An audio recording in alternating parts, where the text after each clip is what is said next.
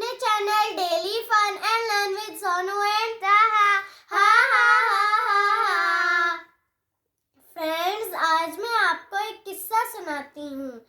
Friends, एक दफ़ा मैं अपनी अम्मी के साथ बाजार गई।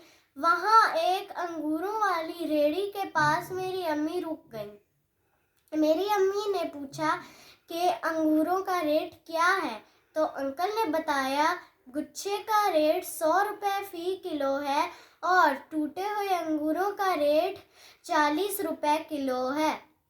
तो मेरी अम्मी ने पूछा कि इन दोनों के रेट में इतना फ़र्क कैसे? तो अंकल ने कहा कि टूटे हुए अंगूर बस गुच्छे से टूट गए हैं, लेकिन खाने में वो वही हैं, इसीलिए उनका रेट थोड़ा है। तो मैं घर गई तो फ़ौरन मेरे जहन में एक कहानी याद आ गई कि इत्तेफाक में बरकत है। अगर हम सब मिलजुल कर रहेंगे तो हमारी वैल्यू ज़्यादा हो जाएगी, और अगर हम लोग अलग हो जाएंगे तो हमारी वैल्यू थोड़ी हो जाएगी। अब मैं आपको एक और किस्सा सुनाती हूँ।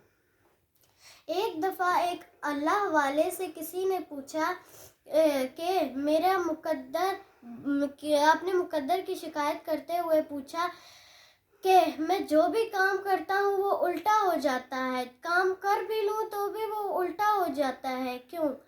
तो उसने कहा कि तुमने कभी मोहर देखी हुई है? तो उसने जवाब दिया, हाँ, मैंने मोहर देखी हुई है।